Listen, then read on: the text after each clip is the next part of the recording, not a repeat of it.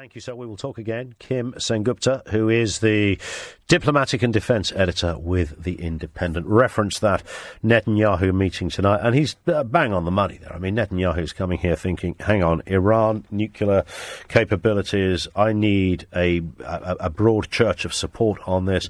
Got a new man in the White House, a new woman in Downing Street. We'll nip over to Australia. We'll get global support on all of this, and he'll feel safe in all of that. Trade will also be on the agenda, but is Netanyahu likely to want to even get into a discussion about what many call land grabs? It was only a recent announcement where he said that more than 6,000 housing units in the occupied Palestinian territories will happen in both East Jerusalem and the West Bank, and the first new settlements since the 1990s. And he went as far as saying that we're going to be doing things differently from now onwards. Thoughts on that?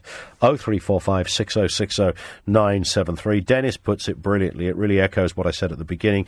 As far as Netanyahu is concerned, the whole of Palestine belongs to the Jews. As far as the Palestinians are concerned, the whole of Palestine, including the land forming the state of Israel, belongs to the Palestinians. As far as international law is concerned, both Israel and Palestine are wrong. Good luck trying to make any sense of it, which is exactly why this debate is always intriguing. I'd like to get more the Israel. Lots of people telling me why Israel are wrong, why they are not just wrong, but they are guilty of breaking UN conventions. They're guilty of war crimes. They're guilty of the most horrific acts against another race of people.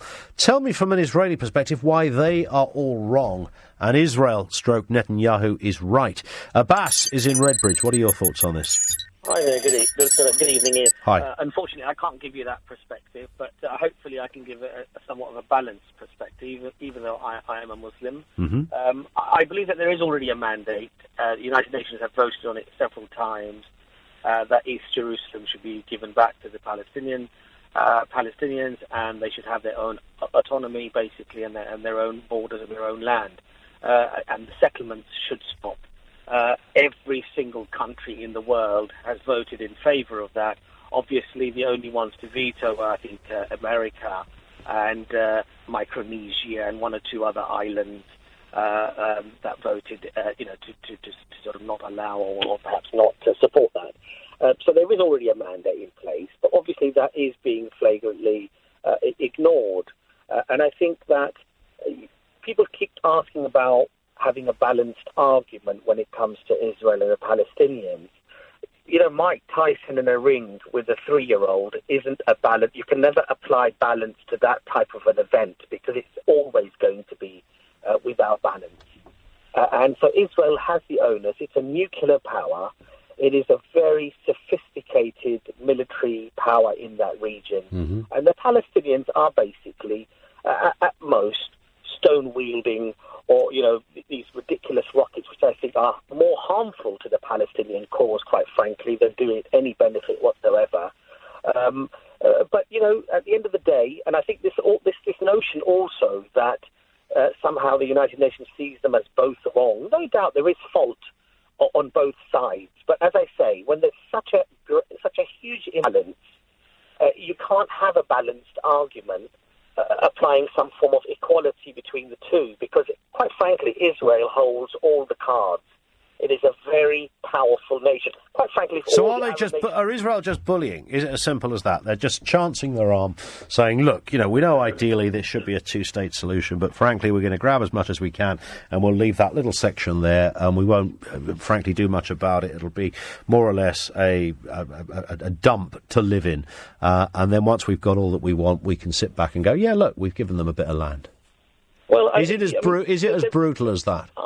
I think, unfortunately, it probably is, because the evidence that supports that is that if you look at the maps since, the 50s, the 60s, the 70s, and you move on, you see how much red and blue areas there were, Palestinian and Israeli, and the Palestinian areas are now little specks left on enclaves where it takes a Palestinian hours to travel from 30 miles could take you 8 hours, 9 hours through every single checkpoint.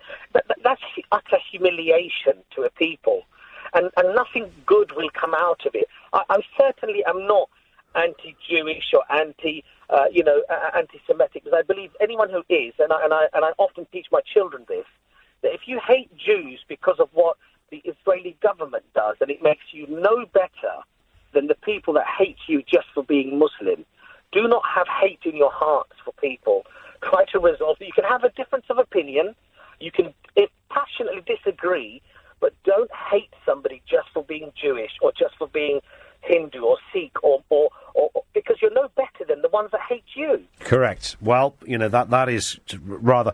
I could transpose those very wise words, Abbas, as to what is happening with the liberal left in the United States in, essentially wrecking the place because of a disagreement with... literally wrecking the place because, Milo goes to talk at college. Let's just wreck the place and beat people up because we disagree with them. Good call. Abbas, thank you for that. 03456060973.